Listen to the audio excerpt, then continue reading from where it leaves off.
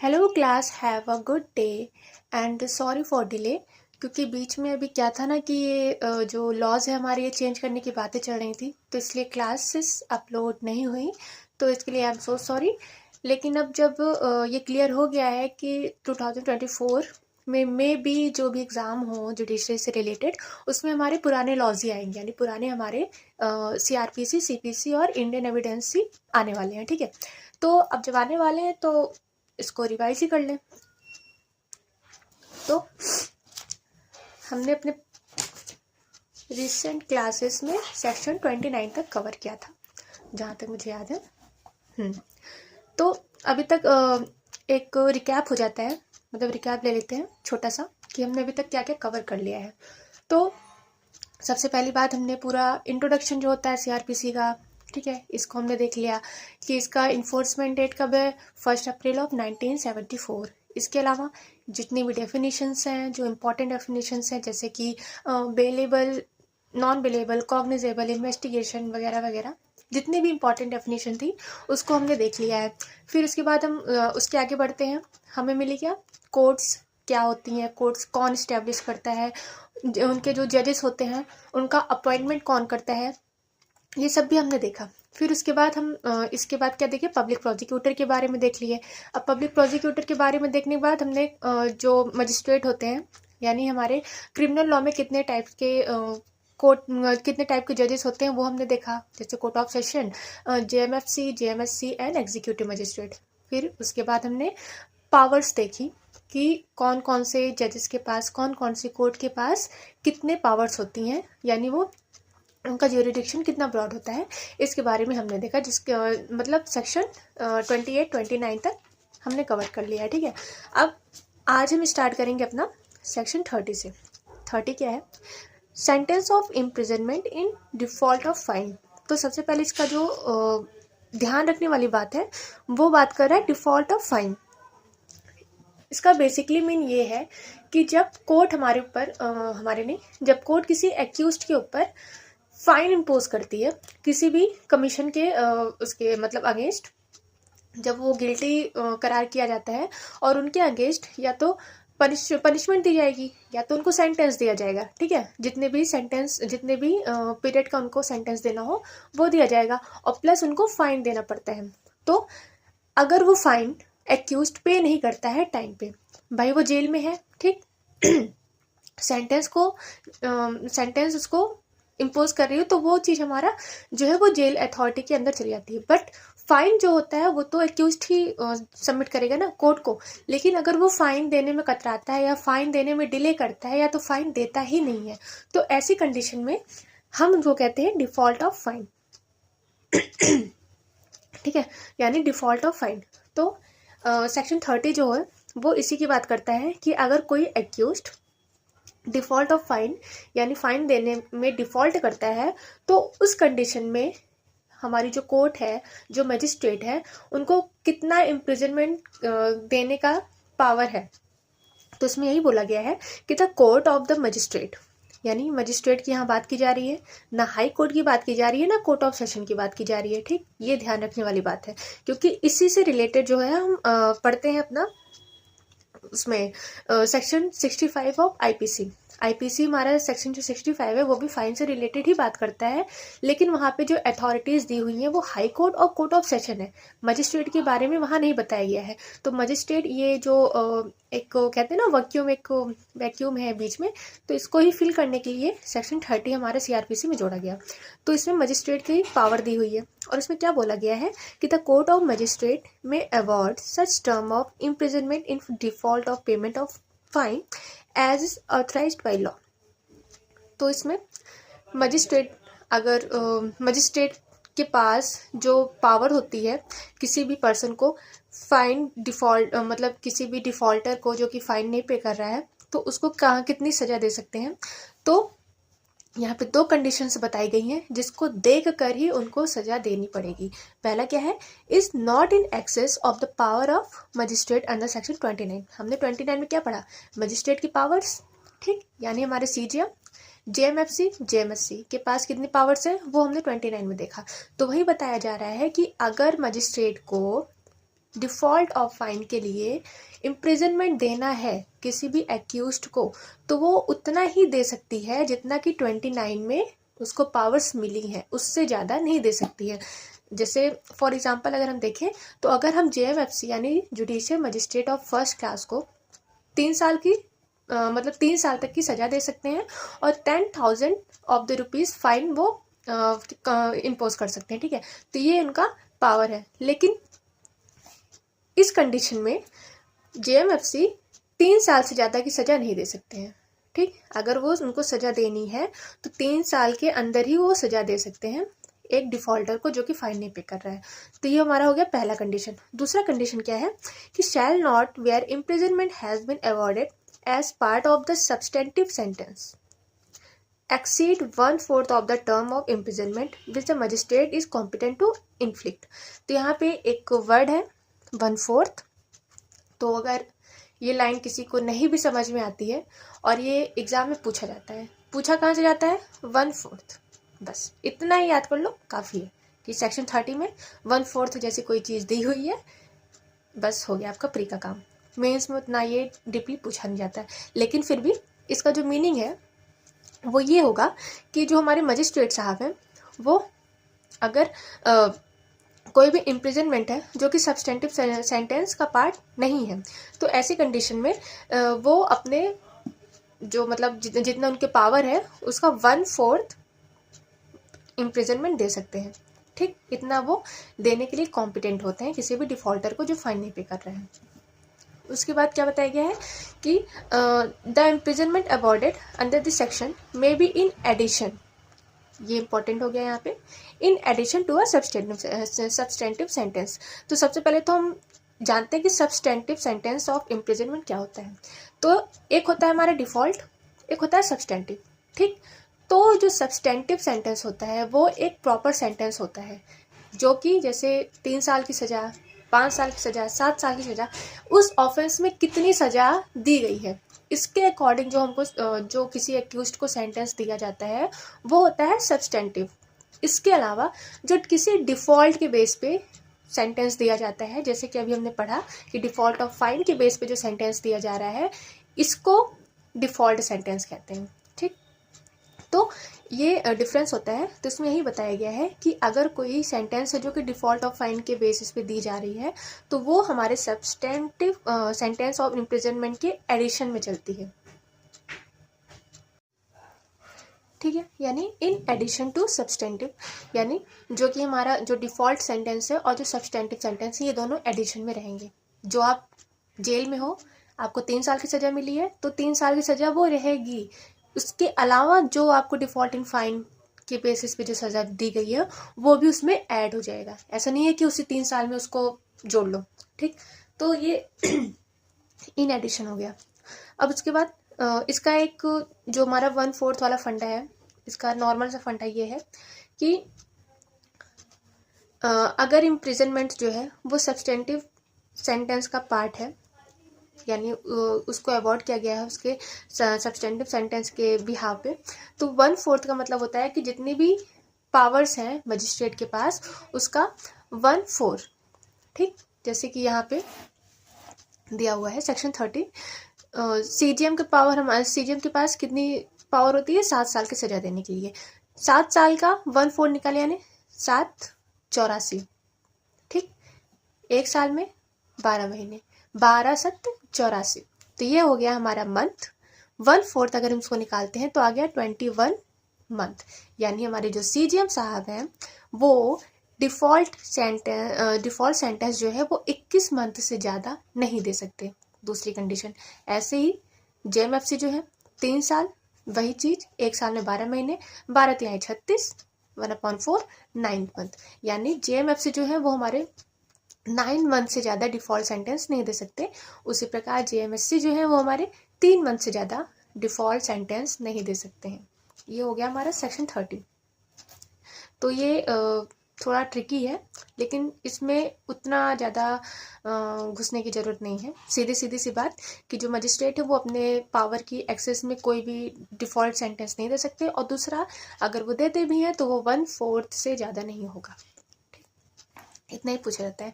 Section 31 ये भी उतना इंपॉर्टेंट नहीं है, डायरेक्ट इंडेक्स बेस्ड क्वेश्चन आता है। Sentence in cases of conviction of several offences at one trial, यानी कई सारे सेवरल ऑफेंसेस हैं, यानी कई सारे ऑफेंस है जिसका आपका ट्रायल चल रहा है, तो वो ये बताया गया है कि मतलब सारे ऑफेंसेस का जो ट्रायल है वो एक ही ट्रायल में चल सकता है। ऐसा नहीं है कि चोरी के लिए अलग ट्रायल चल रहा है, मर्डर के लिए अलग ट्रायल चल रहा है, रॉबरी के लिए अलग ट्रायल चल रहा है।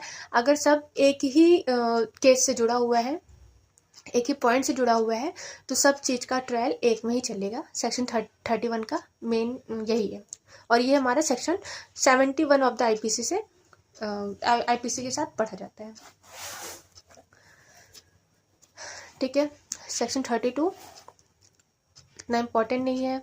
मोड ऑफ कन्फरिंग पावर, ये इंडेक्स बेस कभी कभी पूछा जाता है, नहीं तो नहीं पूछा जाता है। फिर कुछ इतना इम्पोर्टेंट नहीं है, कुछ इतना 33 भी इतना इम्पोर्टेंट नहीं है। 34 इंडेक्स बेस्ड क्वेश्चन इम्पोर्टेंट है। विड्रॉल ऑफ पावर, यहाँ पे ये बताया गया है कि जो पावर्स दी गई हैं उनको, मजिस्ट्रेट को या कोर्ट्स को, उसको विड्रॉ कौन कर सकता है, उसको होल्ड कौन, मतलब उसको विड्रॉ का मतलब उसको वापस कौन ले सकता है।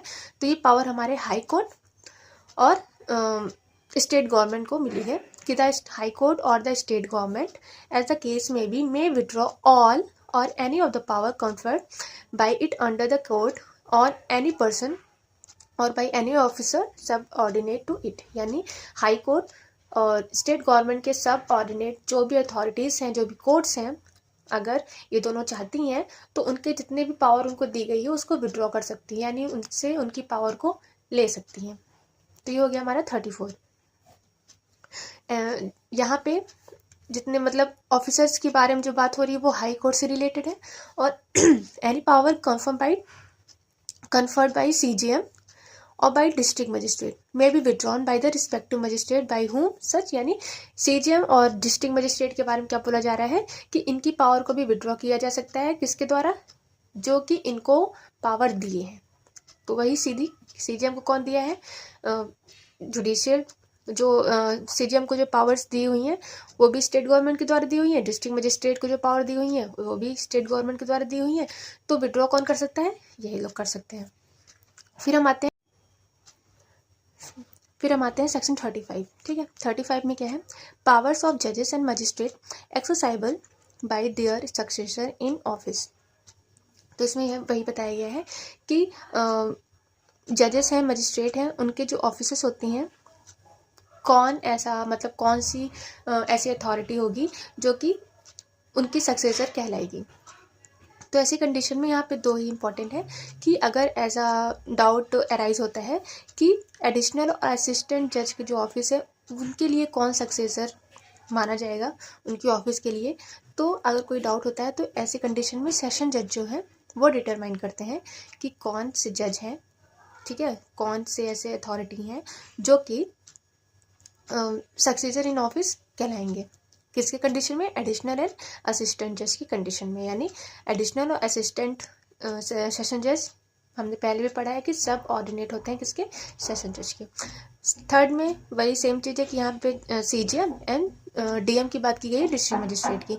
तो ऐसी कंडीशन में मजिस्ट्रेट जो है वो डिटरमाइन करेंगे कि कौन संभालेगा ऑफिस को, यानी कौन सक्सेसर इन ऑफिस होगा।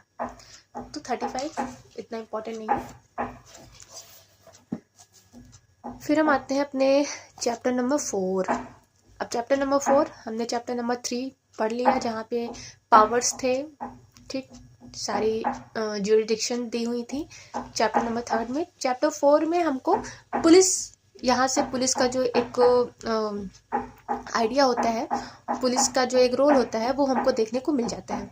तो सबसे पहले सेक्शन 36 क्या है, power of superior police of police 36।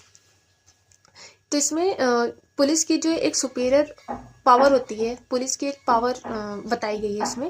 तो इसके अकॉर्डिंग क्या है कि police officer superior in rank to the officer in charge of police station में exercise the same power throughout the local area to which they are appointed as may be exercised by such officer within the limit of his station।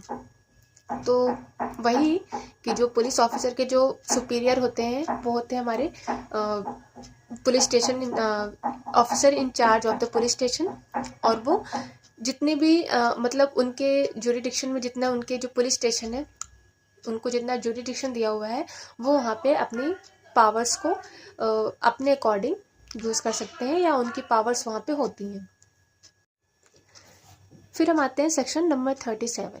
अब 37, 38, 39 and 40 ये चारों जो section है ये public के इर्द गिर्द घूमते हैं। ठीक, तो 37 में क्या बोला गया है कि public when to assist magistrate and police. यहाँ पे द वर्ड असिस्ट यूज़ किया गया है। ठीक है, असिस्ट मतलब होता है कि एड करना। जो मजिस्ट्रेट और पुलिस कह रही है उस मतलब उनकी बात मानना, उनको सपोर्ट करना। तो यहाँ ये एक मैंडेटरी प्रोविज़न है, बाउंड है। कोई भी पर्सन जो कि पब्लिक का है यानी पब्लिक में अगर आप इन प्रेजेंट हो तो आप बाउंड है असिस्ट करने के लिए ऐसी कंडीशन में जो ये 3 बताई गई हैं। कैसी कंडीशन में? इन द टेकिंग और preventing the escape of any other person who is authorised to arrest. यानी कोई ऐसा पर्सन जो कि अरेस्ट होना है, उसका कोई मोस्ट वांटेड है ना। जैसे कभी कभी क्या होता है कि एक उसमें जो चार्ट होता है उसमें मोस्ट वांटेड करके फ़ोटो वगैरह लगा देते हैं।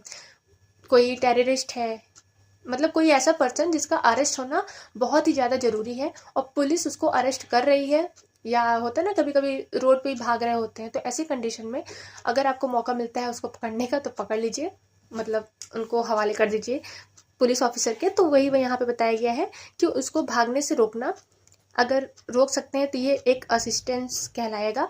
दूसरा है ब्रीच ऑफ पीस को प्रिवेंशन करना या सप्रेशन करना। अब भाई अनलॉफुल असेंबली हो रही है, पब्लिक पीस को क्षति पहुंच रही है, वहाँ पे ब्रीच हो रहा है किसी चीज़ का, है ना। तो ऐसी कंडीशन में अगर पुलिस ऑफिसर मना कर रही है या उस अनलॉफुल असेंबली को तितर बितर कर रही है तो ऐसी कंडीशन में पब्लिक को ये चाहिए कि वो पुलिस का असिस्ट करे यानी उनको एड करे। तीसरा वही चीज़ कि रेलवे, कैनाल, टेलीग्राफ यानी कोई ऐसी पब्लिक प्रॉपर्टी, कोई ऐसी पब्लिक जगह जहाँ पे कुछ अनलॉफुल चीज़ें हो रही हैं तो उसको नहीं करना चाहिए और उसको रोकने के लिए हमको पुलिस ऑफिसर या मजिस्ट्रेट को एड करना चाहिए। तो ये 37 है जो कि बाउंड है। अगर आपके आमने सामने कुछ भी गलत हो रहा है तो कोशिश करिए कि उसको रोक सकें। ये हमारा एक क्या कहते हैं उसे, ड्यूटी है। ठीक, ये हमारी ड्यूटी है, एक सिविल ड्यूटी है। फिर 38 है। 38 में एड है, aid to person other than police officer executing warrant. तो यहाँ पे एड टू पर्सन दिया हुआ है अदर देन पुलिस ऑफिसर। हमने 37 में क्या देखा, मजिस्ट्रेट और पुलिस को एड दे रहे थे। यहाँ पे क्या है कि पर्सन को दिया जा रहा है, पुलिस ऑफिसर को नहीं दिया जा रहा है। 38 में ये है इम्पॉर्टेंट, और ये इतना इम्पॉर्टेंट है नहीं मतलब इंडेक्स बेसिस पे क्वेश्चंस आते हैं। 39 थोड़ा सा इम्पॉर्टेंट हो जाता है क्योंकि यहाँ पे इन्फॉर्मेशन की बात कही जा रही है, public to give information of certain offences.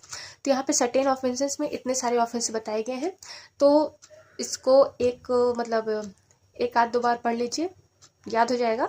और अगर नहीं याद होता है तो इसका एक जो ट्रिक है वो ये है कि इसमें से कोई भी वुमेन से रिलेटेड जो ऑफेंसेस होते हैं, कोई भी ऑफेंस, चाहे वो आउटरेज ऑफ द मॉडेस्टी हो गया, चाहे रेप हो गया, या मैरिज से रिलेटेड, है ना, यानी जो प्राइवेट किस्म के जो प्राइवेट ऑफेंस होते हैं वो चीज़ें इसमें इंक्लूड नहीं हुई है। यानी पब्लिक को किसी के घर में घुस कर क्या हो रहा है ये बताने की ज़रूरत नहीं है, ये आपका काम नहीं है। लेकिन कोई ऐसी चीज़ जो कि पब्लिक में ही हो रही है, जो कि रोड पे हो रही है, ठीक, जो कि चौराहे पे हो रही है, ऐसी कोई चीज़, रॉबरी हो रही है, भाई रॉबरी पता लग रहा है बैंक में हो रही है। बैंक क्या है? बैंक एक पब्लिक प्रॉपर्टी है। तो पब्लिक का एक जो वो होता है ना ड्यूटी, अगर आप उसको देख रहे हैं तो आपको वो बताना पड़ेगा। तो ये हमारा 39 में इतना ही है।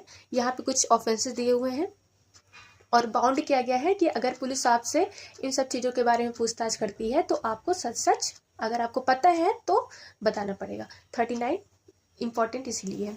और बाकी अगर इसका एक वही है कि याद रखना है तो इसमें वुमेन से रिलेटेड जो है, अगर एग्जाम में आएगा 4 ऑप्शन दिए जाएंगे तो उसमें एक वुमेन होगा, 354 दिया होगा, 376 दिया होगा, 454 दिया होगा आईपीसी में।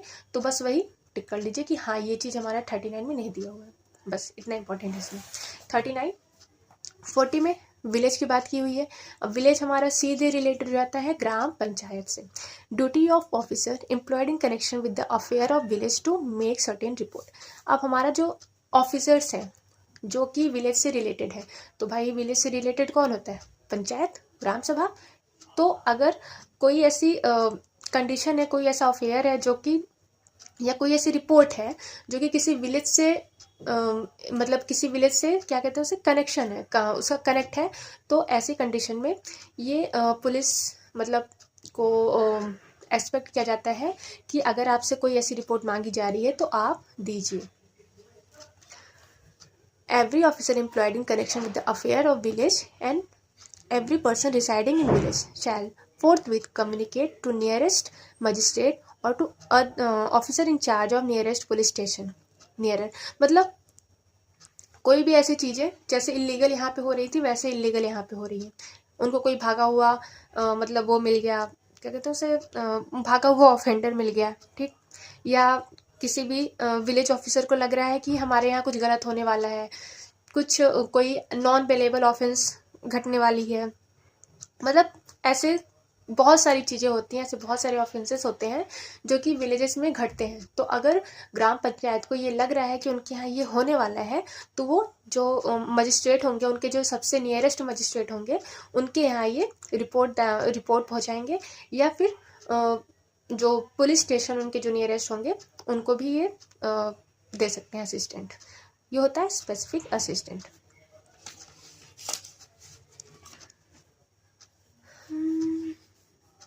हाँ, इतना इसमें डीपली जाने की जरूरत नहीं है, बस विलेज याद रखिए, ड्यूटी याद रखिए, ड्यूटी ऑफ ऑफिसर जो कि ग्राम पंचायत से रिलेटेड हो, और वो दिया हुआ है हमारा 40 में, इससे ज़्यादा नहीं आता। ठीक है, फिर हम आते हैं अपने सेक्शन नंबर 41 पे। 41 चैप्टर 5। अब भाई चैप्टर 5 जो है काफ़ी बड़ा चैप्टर है, 41 से लेके 68 तक। इसमें अरेस्ट ऑफ द पर्सन, यानी पर्सन को कैसे अरेस्ट करना है, एक अरेस्टेड पर्सन के राइट्स क्या क्या होते हैं, उसको अरेस्ट करने के बाद किसके सामने प्रस्तुत करना है, यानी जितने भी प्रोविजंस होते हैं अरेस्ट से रिलेटेड, वो हमारा चैप्टर नंबर 5 में दिया हुआ है। और ये जैसा कि हम जानते हैं कि जो अरेस्ट होता है ये हमेशा से ही आर्टिकल 21 के वॉलेशन में रहा है, ठीक, यानी अगर कोई पर्सन इलीगल डिटेंशन उसको किया जा रहा है तो वो हमेशा से आर्टिकल 21 का जो है मतलब प्रोविज़न है उसको हमेशा वॉलेट करता है। लेकिन भाई ऐसे भी तो ऑफेंडर हैं जिनको अरेस्ट करना ज़रूरी है, अगर उनको अरेस्ट नहीं करेंगे तो वो दूसरे को नुकसान पहुंचाएंगे, है ना। तो ऐसी कंडीशन में चैप्टर 5 में जितने भी रूल दिए हुए हैं, सिर्फ इसी रूल के अकॉर्डिंग ही किसी पर्सन को अरेस्ट किया जाएगा। इसके अलावा कहीं और मतलब इसके अलावा और भी किसी तरह से भी कोई भी पर्सन अरेस्टेड नहीं किया जा सकता। तो इसका जो इम्पॉर्टेंट है, सबसे ज़्यादा इम्पॉर्टेंट है प्रोविज़न, वो है 41 में ये है कि व्हेन पुलिस में अरेस्ट विदाउट वारंट। भाई विदाउट वारंट किस में होता है? तो हमने डेफिनेशन में पढ़ा था कि अगर पुलिस ऑफिसर किसी भी पर्सन को विदाउट वारंट अरेस्ट कर रही है तो जाहिर सी बात है कि जिस ऑफेंस के लिए वो अरेस्ट हो रहे हैं वो हमारा कॉग्निजेबल होना चाहिए और नॉन बेलेबल होना चाहिए। कोई भी पर्सन नॉन कॉग्निजेबल केसेस में विदाउट वारंट अरेस्ट नहीं होता, ये पहली बात। इसके अलावा यहाँ पे जितने भी कंडीशंस बताए गए हैं, अगर इन कंडीशन को फुलफिल कर रहा है तो कोई भी पुलिस ऑफिसर किसी भी टाइम किसी भी पर्सन को विदाउट वारंट अरेस्ट कर सकती है। यानी उनको पहले ये नहीं करना पड़ेगा कि पहले मजिस्ट्रेट के पास जाइए, वारंट साइन करवाइए या उनकी कंसेंट लीजिए फिर आप पर्सन को अरेस्ट करिए, तो ये कंडीशन इसमें नहीं है। और 41 में टोटल आई तक बताया गया है, मतलब इतने इसमें कंडीशन बताए गए हैं, इसके अकॉर्डिंग कोई भी पर्सन विदाउट वारंट अरेस्ट हो सकता है। तो सबसे पहले तो यहाँ पे क्या है, एनी पुलिस ऑफिसर में without an order of the magistrate and without warrant arrest any person A who commits in the presence of police officer a cognizable offence. Cognizable offence बहुत हीनियस टाइप का offence, या इसको हम दूसरे वे में क्या कह सकते हैं कि ऐसे ऑफेंस जिनके जो पनिशमेंट है वो 2 साल से ऊपर हो। तो ऐसी कंडीशन में अगर पुलिस ऑफिसर के सामने ही कोई ऐसा ऑफेंस कमिट कर रहा है तो पुलिस ऑफिसर उनको इमीडिएटली अरेस्ट कर सकती है, मतलब उनको अरेस्ट कर सकती है। अब बी में क्या है, against whom a reasonable complaint has been made, reasonable complaint has been made और credible information has been received, यानी FIR, कंप्लेंट की यहाँ बात की गई है, यहाँ FIR की बात की गई है, और a reasonable suspicion existed that he has committed a cognizable offence punishable with imprisonment a term which may be less than 7 year और may be extend to 7 year, यानी 7 साल की सज़ा अगर पुलिस ऑफिसर को ये एक कंप्लेन मिली है या एक FIR दर्ज किया गया है या उनको एक सस्पिशंस है, ठीक, एक पर्सन है जो कि सस्पेक्ट है, किस लिए कि उसने 7 साल से ज़्यादा की सज़ा की जो ऑफेंस है वो कर सकता है या किया है। तो ऐसी कंडीशन में क्या है कि पुलिस ऑफिसर उनको विदाउट वारंट अरेस्ट कर सकती है। यहाँ पे फॉलोइंग कंडीशन दिया हुआ है। पहला क्या है कि the police officer has reason to believe on the basis of such complain information and suspicion that such person has committed the said offence. यहाँ पे प्रिवेंटिव नेचर नहीं है, यानी ऑफेंस हो गया है उसके बाद इनको अरेस्ट किया जा रहा है, ऐसा नहीं है कि ऑफेंस होना है। यहाँ पे पुलिस ऑफिसर को अगर ये बिलीव हो जाए कि हाँ ये जो हमको इन्फॉर्मेशन मिली है ये सच है और इस पर्सन ने ऐसे ऐसे ऑफेंसेस को कमिट किया है, तो ऐसे कंडीशन में क्या कर सकते हैं, वो अरेस्ट कर सकते हैं। दूसरा क्या है कि if police officer is satisfied कि अरेस्ट यहाँ पे जरूरी है, क्यों जरूरी है, to prevent such person from committing any further offence, यानी पुलिस ऑफिसर अगर ये सेटिस्फाई हो जाए पुलिस ऑफिसर को कि अरेस्ट यहाँ पे इसलिए भी किया जाना जरूरी है कि पहली बात तो इसने ऑफेंस किया, ठीक, एक ऑफेंस पहले कर दिया है, लेकिन ये फर्दर ऑफेंस भी कर सकता है इससे रिलेटेड, यानी अगर ये एक मान के चलिए एक हैबिचुअल मर्डरर है जो कि एक पर्सन को मार रहा है, एक पर्सन को मारा, हीनियस किया, लेकिन वो भाई सनकी है, क्या पता वो अगर पुलिस ऑफिसर उसको अरेस्ट ना करे तो वो आगे जाके किसी और को मारे, तो ऐसी कंडीशन में भी पुलिस ऑफिसर उसको अरेस्ट कर सकती है without warrant for proper investigation. अगर प्रॉपर इन्वेस्टिगेशन करना है ऐसी कंडीशन में भी पुलिस ऑफिसर अरेस्ट कर सकती है। और सी है कि to prevent such person from causing the evidence of the offence to disappear और टेम्परिंग, यानी अगर पुलिस ऑफिसर को ये लग रहा है कि जो भी एविडेंसेस उस इंसान के खिलाफ है उसको वो डिसअपियर कर देगा, यानी उसको वो गुमा देगा, यानी छिपा देगा, खो देगा, टेम्परिंग कर देगा, उसको इधर उधर कर देगा, ऐसी कंडीशन में अगर पुलिस ऑफिसर को लग रहा है तो भी वो उन्हें अरेस्ट कर सकती है। ये हो गया हमारा बी। अब इससे जो रिलेटेड कभी कभी वो केस लॉ है वो है जैसे DK बासु हमको right of the arrested person के गाइडलाइंस बहुत ही प्रॉपर तरीके में सुप्रीम कोर्ट ने दिया है। DK बासु इस सेक्शन से रिलेटेड हो जाता है। इसके अलावा अरनेश कुमार का केस है।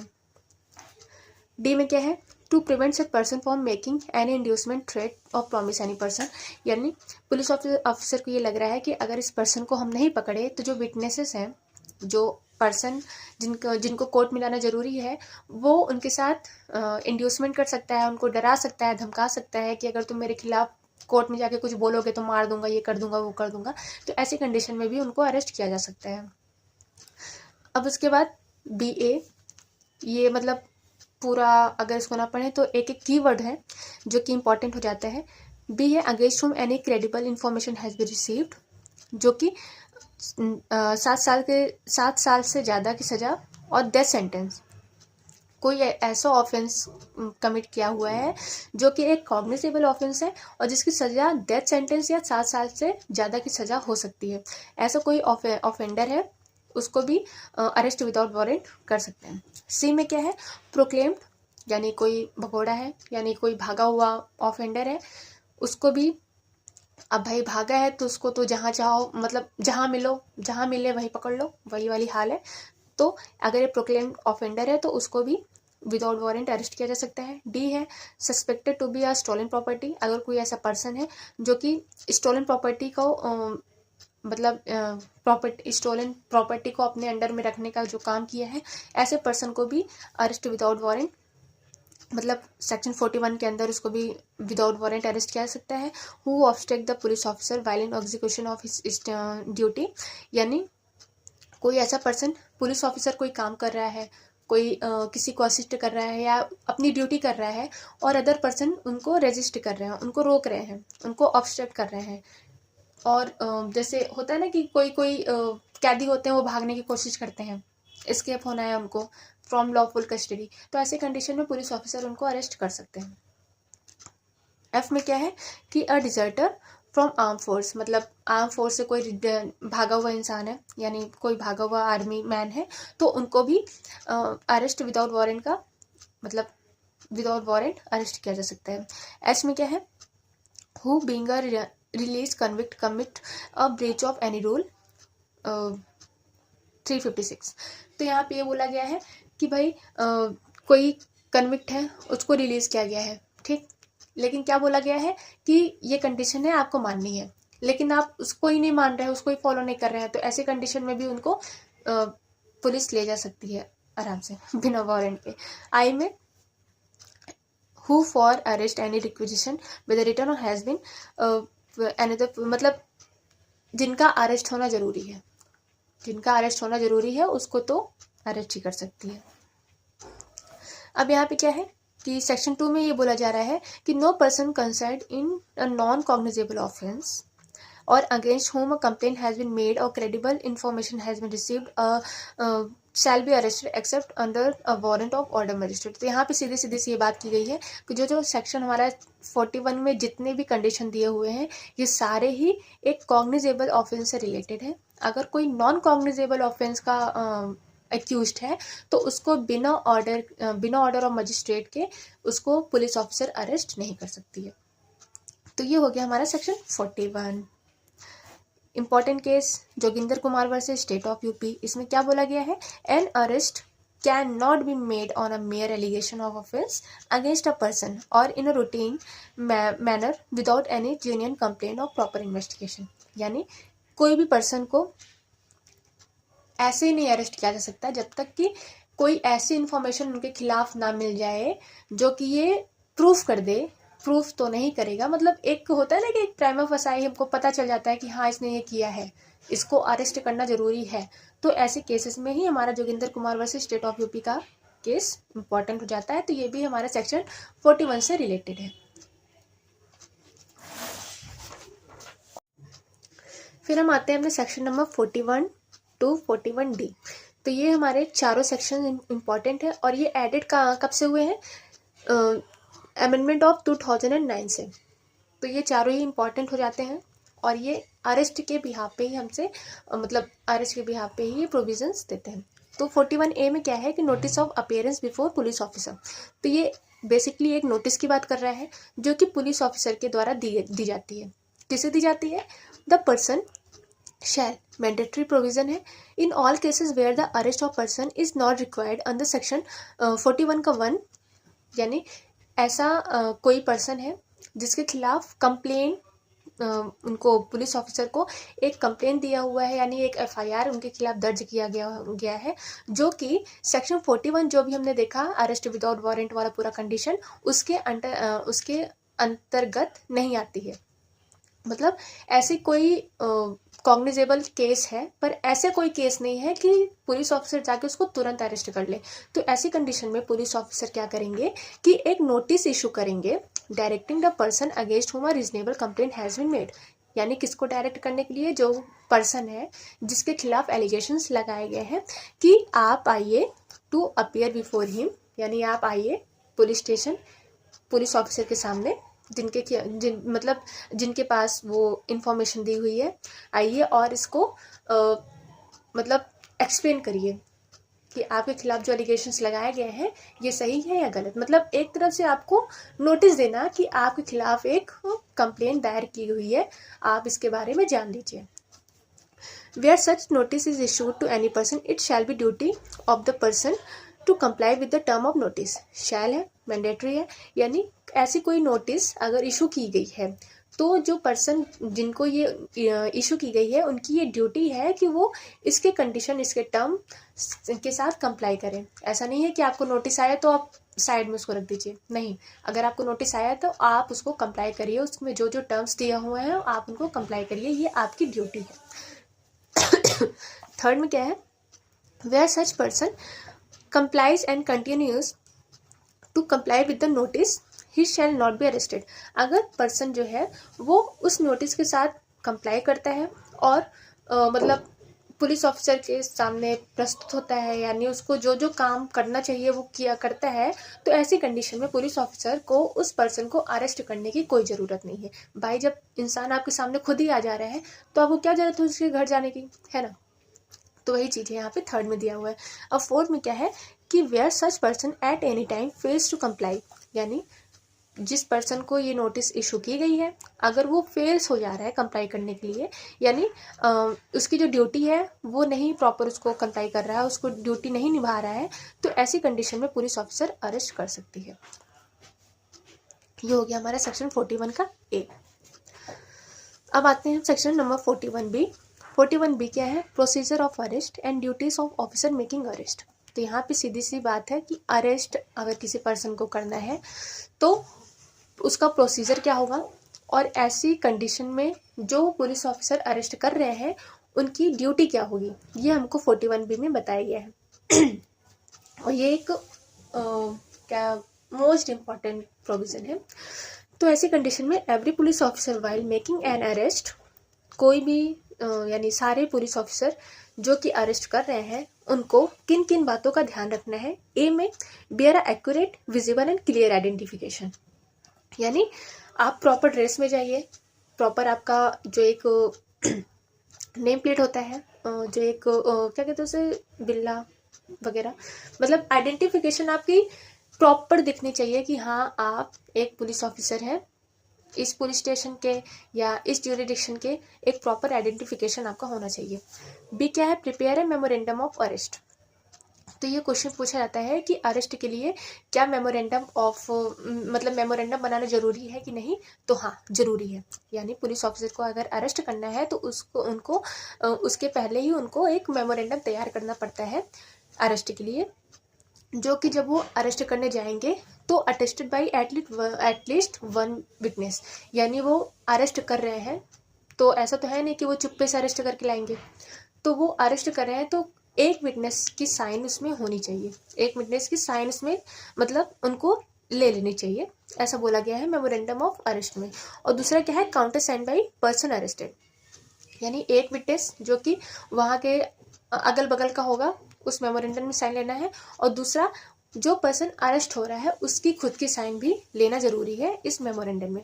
अब सी में क्या है कि inform the person arrested unless the memorandum is attested bye a person member of his family, यानी जिस पर्सन को अरेस्ट किया जा रहा है उसको इन्फॉर्म किया जाएगा कि आप मतलब आपको क्यों अरेस्ट किया जा रहा है, और उसको ये राइट दिया जाएगा कि अगर आपको अरेस्ट किया जा रहा है तो आप अपनी फैमिली, अपने फ्रेंड या किसी को भी बता सकते हैं इस बारे में कि हाँ मुझे अरेस्ट किया गया है, आ जाओ पुलिस स्टेशन।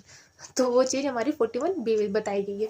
अब 41 सी में क्या है कि कंट्रोल रूम एट डिस्ट्रिक्ट, यानी कंट्रोल रूम बनाए जाते हैं हर एक डिस्ट्रिक्ट में, किसके द्वारा, स्टेट गवर्नमेंट के द्वारा, police control in every district at state level. तो ये क्वेश्चन आता है कि जो पुलिस कंट्रोल रूम है वो स्टेट गवर्नमेंट के द्वारा इस्टेब्लिश किया जाता है, और कहाँ कहाँ, इन एवरी डिस्ट्रिक्ट, हर डिस्ट्रिक्ट में एक पुलिस कंट्रोल रूम होता है, और एट अ स्टेट लेवल, ये सेंट्रल लेवल पे नहीं होता है कि पूरे इंडिया में एक ही पुलिस कंट्रोल रूम है, ऐसा नहीं है। हर स्टेट में, स्टेट लेवल का हर डिस्ट्रिक्ट में एक पुलिस कंट्रोल रूम होना ज़रूरी है, जिसका इस्टेब्लिशमेंट कौन करता है, हमारा स्टेट गवर्नमेंट करता है। इसमें इतना ही ज़रूरी है, ठीक है। और ये उतना इम्पोर्टेंट नहीं है कि मतलब पुलिस हेडक्वार्टर है तो सारी डिटेल्स वहाँ रखी जाएंगी, कौन अरेस्ट हो रहा है, किसको बेल दी जा रही है, मतलब सीधी सी बात कि पुलिस स्टेशन में क्या क्या चल रहा है मामला, सब चीज़ की डिटेल्स पुलिस कंट्रोल रूम को समय समय पर दी जाती है। ये हो गया हमारा 41 सी।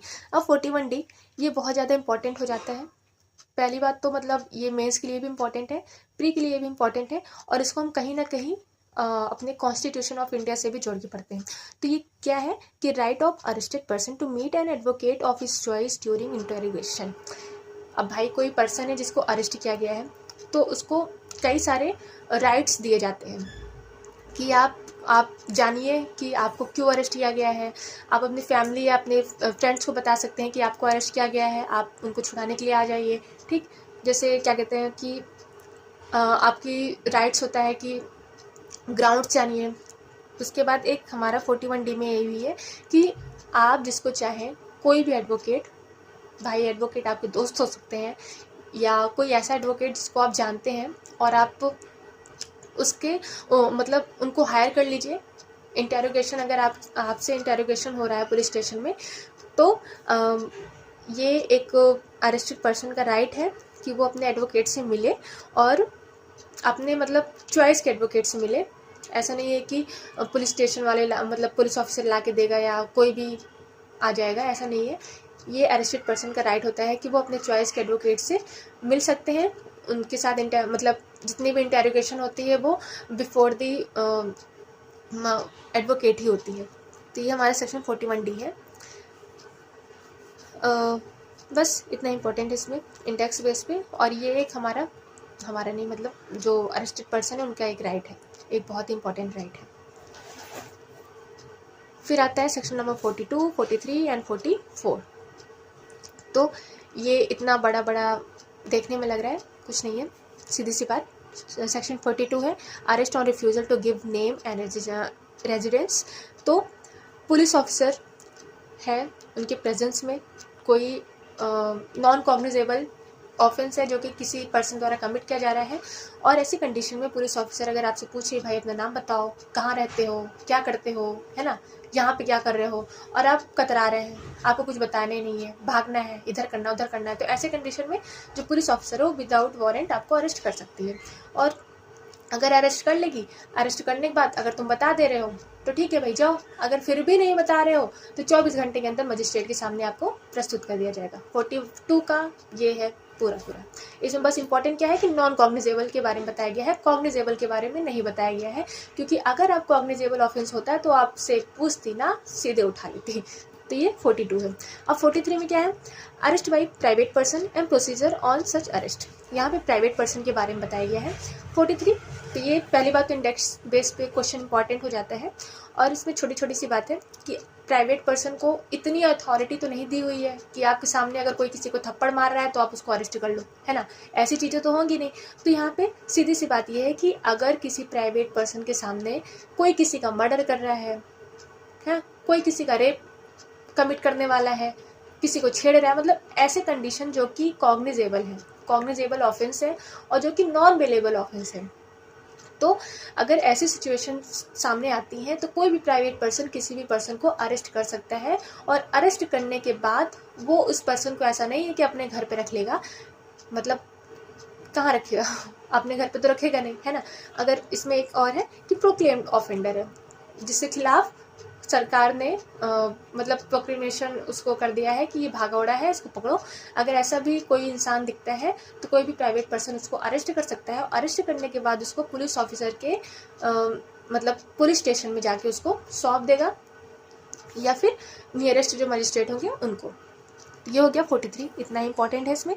और 44 हमारा अरेस्ट बाई मजिस्ट्रेट। तो सबसे पहले तो यहाँ मजिस्ट्रेट कौन कौन सी बात किए गए हैं, एग्जीक्यूटिव जुडिशियल दोनों, यानी कोई भी डीएम है उनके सामने कोई भी कुछ भी कमिट हो रहा है, कोई जुडिशियल मजिस्ट्रेट है उनके सामने कुछ भी कमिट हो रहा है, पता लग रहा है कि कोर्ट में कोई बंदूक लेके घुस जा रहा है, कोई बंदूक चला दे रहा है ना, जॉली एलएलबी की तरह, तो ऐसी कंडीशन में क्या है कि मजिस्ट्रेट भी अरेस्ट कर सकते हैं, या तो वो खुद अरेस्ट करें या तो किसी पर्सन को डायरेक्ट कर दें कि भाई इसको अरेस्ट कर लो। तो ये हमारा 44 में मजिस्ट्रेट को पावर दी हुई है एनी ऑफेंस के लिए, चाहे वो कॉग्निजेबल हो चाहे नॉन कॉग्निजेबल हो।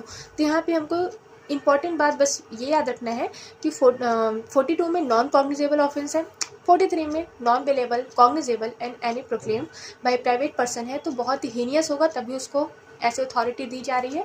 और अरेस्टेड बाय मजिस्ट्रेट, तो मजिस्ट्रेट भाई हमारे उनके पास सारी पावर है।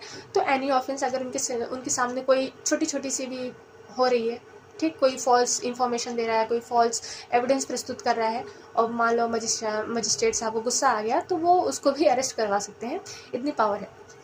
ये 44 और ये डिस्क्रिशनरी पावर है। अब 45 में protection of member of the arm forces from arrest. यहाँ पे कोई आर्मी मैन है तो उनको डायरेक्टली अरेस्ट करने से रोका गया है। यानी भाई वो एक रिस्पेक्टेबल अथॉरिटी होती है हमारे इंडिया की, तो आप ऐसा नहीं है कि कोई भी आर्मी है आप उसको उठा के ऐसे ही अरेस्ट कर ले रहे हो, तो ये उनकी डिग्निटी के खिलाफ है। तो उनको रिस्पेक्ट करने के लिए, उनको रिस्पेक्ट देने के लिए सेक्शन 45 यहाँ पे लाया गया है, जिसमें ये बताया गया है कि अगर किसी भी आर्मी को, यानी किसी भी आर्मी मैन को अगर अरेस्ट करना है तो उसके लिए सबसे पहले आपको कंसेंट लेनी होगी सेंट्रल गवर्नमेंट की, ठीक, सेंट्रल गवर्नमेंट की कंसेंट लेनी होगी, तभी आप किसी आर्मी मैन को अरेस्ट कर सकते हैं, अदरवाइज नहीं कर सकते हैं। और ये कभी कभी पुलिस और आर्मी के बीच कॉन्फ्लिक्ट का भी कारण बनता है कभी कभी। तो ये 45 में होगा। और 46 क्या है, अरेस्ट हाउ मेड। तो ये एक इम्पॉर्टेंट प्रोविज़न है। हमने अरेस्ट के बारे में कहाँ पढ़ा, 41A से लेकर D तक क्या पढ़े, मतलब जो 41B में हमने पढ़ा था कि प्रोसीजर क्या होगा, तो वो प्रोसीजर अलग है। वहाँ पे ये बोला गया है कि पुलिस ऑफिसर को करना क्या क्या है जब वो अरेस्ट करने जाएगी। ये यहाँ पे बोला गया है कि अरेस्ट कैसे, मतलब अगर अरेस्ट किया जा रहा है तो कौन कौन सी ऐसी बातें हैं जिसको पुलिस ऑफिसर को रखना मतलब ख्याल रखना ज़रूरी है। तो 46 में सबसे पहले तो यही बोला गया है कि पुलिस ऑफिसर अगर किसी को अरेस्ट कर रही है तो किसी को टच कर सकती है, किसी को कन्फाइन कर सकती है, उसको कोई रोक नहीं सकता है। लेकिन कब, जब वो पर्सन रजिस्ट करे तो, यानी अगर वो पर्सन शांति से आपके साथ चल ले रहा है, शांति से पुलिस ऑफिसर का कोऑपरेट कर रहा है कि हाँ ठीक है हम चल रहे हैं, चलो गाड़ी में बैठो, तो ऐसी कंडीशन में पुलिस ऑफिसर उसको टच नहीं करेगी, उसको मतलब घसीट के नहीं ले जाएगी, ये सब करना अलाउ नहीं है अगर वो रजिस्ट नहीं कर रहा है। और यहाँ पे प्रोवाइजर जो है वो हमारा 2009 में इंक्लूड हुआ है। यहाँ पे ये बोला जा रहा है कि अगर कोई पर्सन जो कि वुमेन है उसको अरेस्ट करना है तो ऐसी कंडीशन में वहाँ पे वुमेन पुलिस का होना ज़रूरी है। ये इंपॉर्टेंट हो जाता है कि वहाँ पे भाई अगर फीमेल है तो उसको फीमेल के द्वारा ही अरेस्ट किया जाए। ऐसा नहीं है कि फीमेल है तो आप मतलब उसको भी रास्ते में घसीट के ले जा रहे हो, तो ये नहीं होना चाहिए। ये हो गया हमारा 46 का 1। 2 में क्या बोला गया है कि हैंडकफ, अगर मतलब जो हथकड़ी होती है ये भी हमेशा ज़रूरी नहीं है कि अगर आप किसी को अरेस्ट कर रहे हो तो उसको हथकड़ी लगाना ज़रूरी ही है। उसको हथकड़ी तब लगाओ जब वो भागने की कोशिश कर रहा हो, ठीक, यानी वो आपसे बचने की कोशिश कर रहा हो, नहीं जा रहा हो, तो ऐसे कंडीशन में आप उसको हैंडकफ लगाओ, नहीं तो कोई ज़रूरत नहीं है इसकी। 3 में क्या है कि बेसिकली जो 3 हमारा इनकाउंटर से रिलेटेड है कि पहली बात तो ये मना किया गया है कि अगर कोई पर्सन अरेस्ट हो रहा है तो उसको मतलब उसको जान से मारने का कोई भी प्रावधान नहीं है, पुलिस ऑफिसर उसको मार नहीं सकती है। लेकिन अगर ऐसा पर्सन है जो कि डेथ से मतलब उसको पनिशमेंट उसको डेथ की मिली हुई है या उसको लाइफ इम्प्रिजनमेंट की पनिशमेंट मिली हुई है और वो भागने की कोशिश कर रहा है, पुलिस ऑफिसर को ही डराने धमकाने की कोशिश कर रहा है या मारने की कोशिश कर रहा है, तो ऐसे कंडीशन में एनकाउंटर भी पुलिस ऑफिसर कर सकती है कभी कभी, ठीक। यानी ऐसा कोई प्रोविज़न नहीं है, लेकिन इस काम के लिए रोका भी नहीं गया है, जो कि हमको आजकल बहुत यूपी में देखने को मिल रहा है। भाई गाड़ी पलटवा दी जा रही है। तो ये हमारा हो गया 3। अब 4 ये हमारे 2005 से ऐड किया गया है, जो कि इम्पॉर्टेंट प्रोविज़न है। और 46 का 4 सीधे एग्ज़ाम में पूछा जाता है। और इसमें क्या है कि कोई भी वुमेन, कोई भी महिला को अरेस्ट किया जाएगा, भाई किया जाएगा, अगर वो ऑफेंडर है तो किया जाएगा, लेकिन सनसेट के बाद और सनराइज़ के पहले जो ये रात का समय होता है, ठीक, यानी जब सूरज ढल गया है और जब सूरज के जो उगने का जो पहले का टाइम है, मतलब जितने टाइम रात हम जानते हैं उस टाइम किसी भी वुमेन को अरेस्ट नहीं किया जा सकता है। लेकिन अगर कोई ऐसी एक्सेप्शनल सर्कमस्टेंसेस आ गई, ठीक, मतलब ऐसी कोई बहुत ज़रूरत आ गई कि भाई वुमेन का अरेस्ट होना ज़रूरी है, नहीं तो ये भाग जाएगी, ये कमिट कर देगी ऑफेंस वगैरह वगैरह, तो ऐसी कंडीशन में वुमेन पुलिस ऑफिसर को एक रिटर्न रिपोर्ट देना पड़ता है और उसमें एक मतलब परमिशन लेनी पड़ती है किससे, JMFC से, यानी judicial magistrate of first class की उनको परमिशन लेनी पड़ती है कि हमको बहुत ज़रूरी है इनको अरेस्ट करना। तो ऐसे कंडीशन में अगर जज साहब अगर बोल दिए कि ठीक है आप अरेस्ट कर लो तो रात में भी अरेस्ट किया जा सकता है, अदरवाइज ये बिल्कुल भी मना है। तो ये हो गया हमारा 46। 47 में search of place enter by person sought to be arrested. 47 में ये बोला गया है कि जहाँ मतलब सर्च ऑफ प्लेस, कोई भी पर्सन है अरेस्ट करना है और वो छिपा हुआ है दुकान के अंदर जाके, तो पुलिस ऑफिसर को ये पावर दी गई है कि अगर आपको लगता है, यानी आपको पूरा ये सस्पिशन है कि ये इंसान इस दुकान के अंदर घुसा है, तो आपको ये पावर है कि आप उस दुकान की तलाशी लीजिए। ये 47 में बताया गया है। उसके बाद 47 का इतना इम्पोर्टेंट है, ज़्यादा इसमें आता नहीं है, बस search of place enter by sought to be arrested, यानी अगर किसी पर्सन को अरेस्ट करने के लिए कई पुलिस ऑफिसर को कहीं सर्च भी करना पड़ रहा है तो वो कर सकते हैं। 46 pursuit of offender into other jurisdiction. भाई कहीं मतलब पता लग रहा है कि पुलिस ऑफिसर का इतना जुरिडिक्शन है, लेकिन जो ऑफेंडर है वो दूसरे भागते भागते दूसरे जुरिडिक्शन में पहुंच गया, बहुत चालाक है, वो दूसरे जुरिडिक्शन पहुंच गया कि अब पुलिस ऑफिसर मुझे नहीं पकड़ेंगे। तो ऐसा नहीं है, पुलिस ऑफिसर को ये भी पावर दी गई है कि आप अपने जुरिडिक्शन को छोड़ के दूसरे जुरिडिक्शन में भी जाके किसी भी ऑफेंडर को पकड़ सकते हैं। 48 में इतनी बात है। 49 know unnecessary restaurant. The person arrested shall not be subjected to more restraint than the necessary to prevent his escape। यानी किसी भी पर्सन जो अरेस्ट हुआ है उसको मतलब इतने में ही आप रखो कि वो भागे ना, बस जितना नेसेसरी है उतना काम करो, उससे ज़्यादा बढ़ के करने की कोई ज़रूरत नहीं है। ये हमारा 49 में बताया गया है। और 50 में क्या है, person arrested to be inform of ground of arrest and try to bail. तो यहाँ पे ये भी एक राइट ही है हमारे मतलब जो भी अरेस्टेड पर्सन होता है उनका ये भी राइट है कि जिस पर्सन को आप अरेस्ट कर रहे हो उसको बता तो दो क्यों भाई क्यों अरेस्ट किया जा रहा है आपको, और आपके पास राइट टू बेल है, यानी अगर आप चाहें तो आप अपने फैमिली फ्रेंड्स या अपने एडवोकेट को बुला के बेल भी मतलब बेल के लिए भी डिमांड कर सकते हैं। तो ये हो गया हमारा सेक्शन 50 जहाँ पे grounds of arrest and right to bail के बारे में बताया गया है। अब 50A जो कि आया हमारा 2005 में, इसमें क्या है, obligation of person making arrest to inform about the arrest etcetera to be nominated person. यहाँ पे obligation of person making arrest, यानी यहाँ पे पुलिस की ड्यूटी बताई गई है कि मतलब पुलिस ऑफिसर जो कि उस पर्सन को अरेस्ट कर रहा है उनको यहाँ पे बताया गया है कि आपकी ऑब्लिगेशन है। एवरी पुलिस ऑफिसर और other person making any arrest, other person से हम रिलेटेड क्या करते हैं, arrest of magistrate and arrest of private person, under this code self forthwith give the information regarding such arrest and place where the arrested person is being held to any of his friend, relative or such other person may be disclosed or nominated by arrested person for the purpose of giving such information। मतलब वही कि आप मतलब inform कर दीजिए आप अपने relative को, फ्रेंड को। ये भी ऑब्लिगेशन एक हमारा पुलिस मतलब हमारे पुलिस ऑफिसर के ऊपर इम्पोज किया जाता है। Police officer shall inform the arrested person of his right, यानी पुलिस ऑफिसर उस पर्सन को बताएंगे कि आपकी क्या क्या राइट्स है। भाई हर कोई कानून नहीं पढ़ता है, हर कोई CRPC बैठ के नहीं पढ़ रहा है ना, कि हमको मेरे पास एडवोकेट का राइट्स है, मेरे पास बेल का राइट्स है।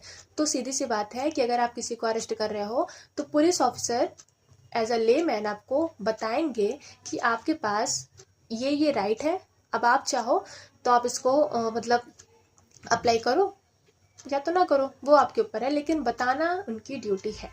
ये हो गया हमारा 58। 51 में है सर्च ऑफ अरेस्टेड पर्सन।